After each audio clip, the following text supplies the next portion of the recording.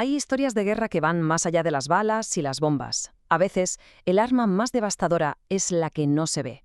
Hoy vamos a analizar un capítulo oscuro, a menudo olvidado, cómo la ambición de un químico, Hugo Stolzenberg, se unió a la sed de venganza de un país para desatar un infierno químico sobre la República del Rif, un legado tóxico que, como veremos, llega hasta nuestros días.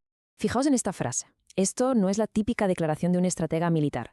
Esto suena casi a un juramento de venganza. Se envió solo unos días después de una de las peores derrotas militares de la historia de España, y marca un antes y un después. La guerra ya no iba a ser solo contra soldados. El arma elegida sería química, y como dice él mismo, se iba a usar con verdadera fruición, o sea, con ganas, con saña.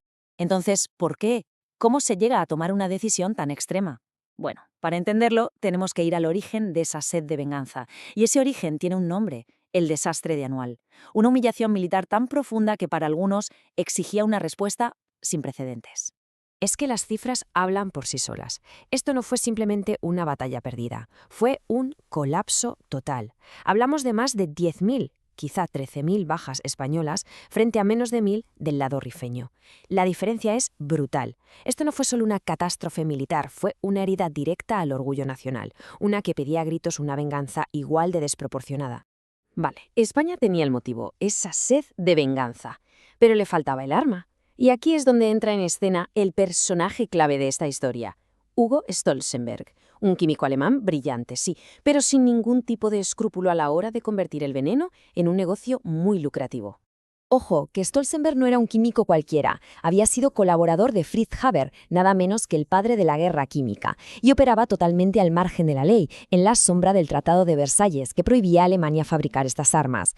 Vio en la herida de España una oportunidad de negocio redonda y se convirtió en el proveedor perfecto para la guerra química que se estaba gestando.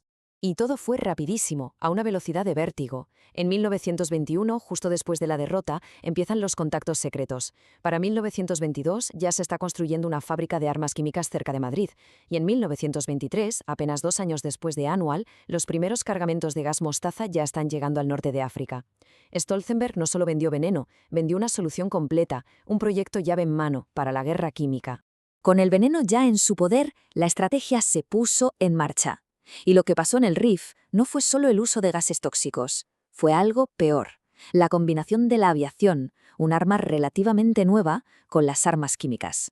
Se estaba inaugurando, sobre la población de esta joven nación norteafricana, la primera guerra aeroquímica de la historia.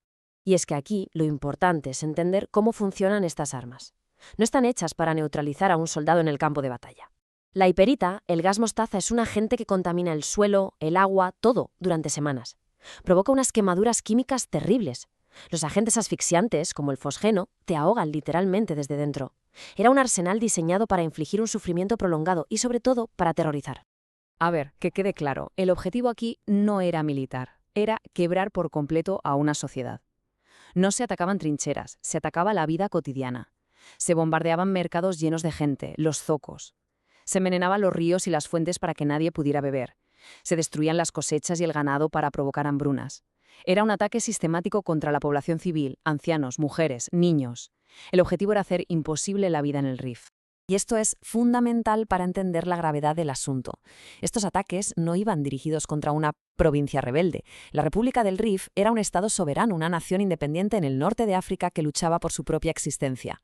De hecho, luchaba contra una coalición formada por España, Francia y el propio Sultanato de Marruecos. Esto no fue una revuelta interna, fue una guerra de agresión contra otro estado. La guerra acabó, sí, pero las armas de Stolzenberg dejaron algo atrás. Un legado silencioso, persistente. Un veneno que no desapareció con las bombas y que, según muchísimas voces en la región, sigue matando a día de hoy. 50%. Es una cifra que cuesta hasta procesar. Que la mitad de los casos de cáncer de todo un país, según estas fuentes, se concentren justo en la zona que fue bombardeada sistemáticamente con agentes cancerígenos reconocidos como la hiperita, bueno, es como mínimo una coincidencia tan brutal que exige una respuesta y una investigación a fondo. Y aquí está el meollo de la cuestión hoy en día.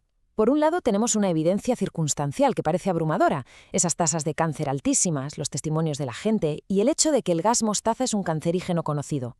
Pero por otro lado, la ciencia necesita pruebas directas y es muy difícil establecer esa causalidad 100 años después.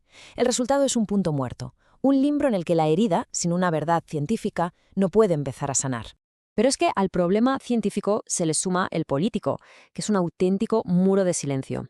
Ha habido intentos, como la propuesta que se presentó en el Congreso en 2005 para que España reconociera lo que pasó.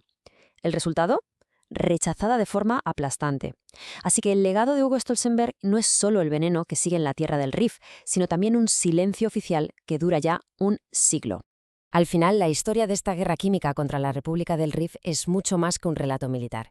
Es una historia sobre las consecuencias de la venganza a largo plazo, sobre la memoria histórica y sobre una justicia que para muchos todavía no ha llegado. Y nos deja con una pregunta que, 100 años después, sigue resonando. Con un legado de enfermedad y silencio, ¿cómo se cierra una herida así?